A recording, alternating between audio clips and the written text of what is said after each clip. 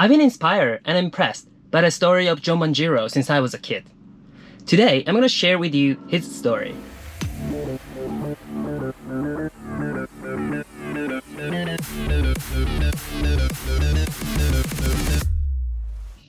To me, he has always been a symbol of resilience, curiosity, and passion, which are qualities that I'm still developing and I desperately need in order to be a suitable candidate for the astronaut selection process.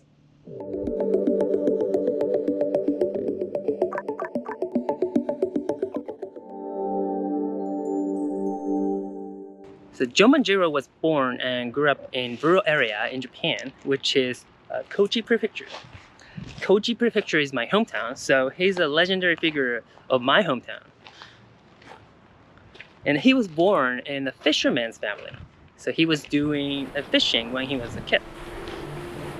When he was 14 years old, he was accidentally stranded in the ocean and arrived at the uninhabited island.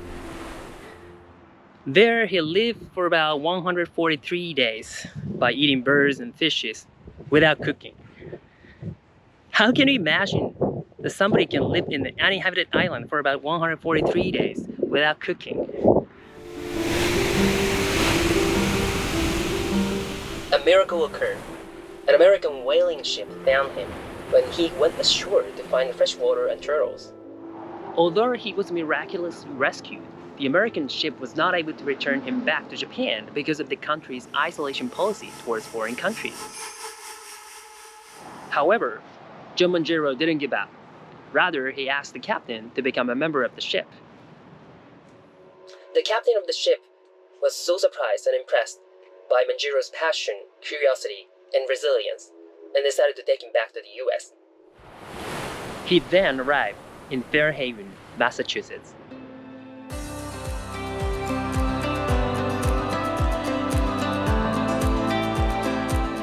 I'm going to participate in a very interesting tour about the legendary figure who was born in my hometown and grew up in this city, Fairhaven in Massachusetts. Now, in the 1940s, our president was Franklin Delano Roosevelt, and his grandparents had a summer house here in Fairhaven. Roosevelt, the president, right? Yeah. So he was a little boy. He used to come here in the summer, and his grandfather would tell him about Manjiro, because he knew Manjiro. He attended the elementary school there to learn about basic subjects such as simple math or English. He also even attended the ballet school to learn about the advanced subjects such as surveying, navigation, advanced mathematics, and so on, which are all important for sailors at the time. That whole building was the school at the time. Most important thing he learned there was navigation. Navigation. Because at that time, the Japanese ships didn't know about celestial navigation, right? Yeah. It must have been very hard for him to learn about it because he didn't understand English at all in the beginning. Right. And there's no dictionary, there's no online school, no clue at all because there's nobody, because he was the first person, Japanese person to land on the US, right? Yeah. Wow, that's amazing. Despite his appreciation of his life in the US, he always dreamed about going back to Japan. He was also eager to explore the possibility of Japan reopening to foreign countries. He contemplated how he might have been able to return to Japan. He thought that he might have been able to sail nearby Japan. Here. And Manjiro was known to be very homesick, looked out the window at the bay and think about mother. If he looked out any windows, it had to be these windows, because that window was not there. So this is Manjiro's room.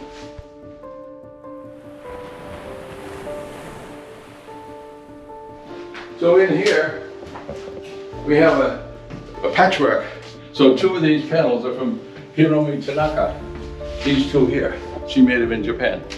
So of course it starts off way down here when they went out from USA. USA, yeah. In a small boat, got caught in the big storm, ended up at Torishima, and the captain, when he went there, was looking for Kame. And finally the John Holland ship came in June. And on the ship, Manjiro started to learn his ABCs on the way to Hawaii, and finally came here to this house, the first Japanese to live here. House. Yeah, and this is the first school. That we just visited. Yeah. And then I went to the Bartlett Academy where you learn navigation, very important. Yeah. And then Manjiro ultimately decided he really wanted to go back to Japan. So the captain advisor happened to be 1849, Gold Rush, California. So he shipped out on a ship called the Steiglitz with an American friend. They had to go all around South America, all the way up to San Francisco and then to the Goldfield, and spent about 4 months there. Got about $600, and with that he could go back to Hawaii and then back home. But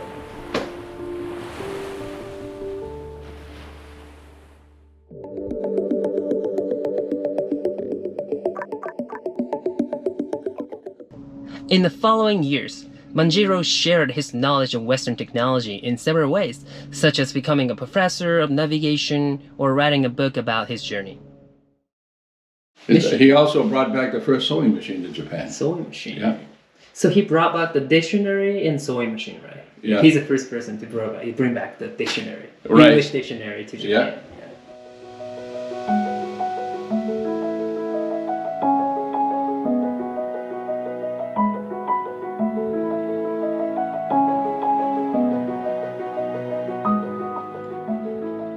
He then became a translator for the delegation for the negotiation about Japan and US Treaty of Amity of Commerce, which was actually very important negotiation at the time for Japan to be open to foreign countries. After the negotiation, Japan reopened itself to foreign countries and globalized itself. And at the time, John Manjiro became a legend of Japan to contribute greatly to Japan's globalization.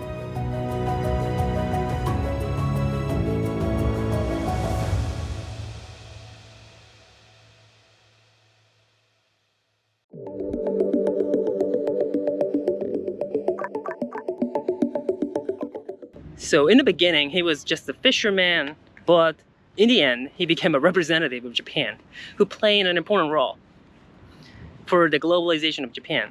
In fact, after he came back to Japan from the US, his legendary story, inspired a lot of younger generations. And those younger people became a representative of Japan with him. So that's a pretty inspiring story. And what is very interesting to me is that his motivation, his passion to aspire for something new, to embark on a journey no matter what. And I believe that's a pretty important mindset for the future generation. So what I'm thinking about right now is, as John Manjiro did in the past, I want to embark on a journey, not on the earth, but outside of the earth.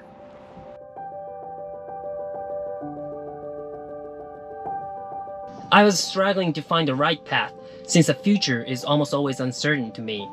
However, after visiting Manjiro's house and museums and really learn about his life, I was convinced that curiosity, passion, and resilience make it possible to realize a seemingly impossible goal. I was not worried about anymore.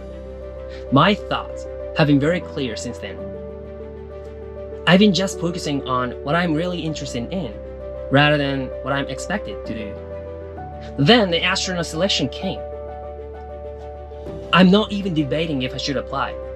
I should apply, because I'm really passionate about this opportunity. I think of John Manjiro often, especially when I need to remind myself of the strength that is needed to achieve somewhat impossible dreams. His journey empowers me a lot, and I hope that learning about him and following my journey also empowers you to go after your own dreams.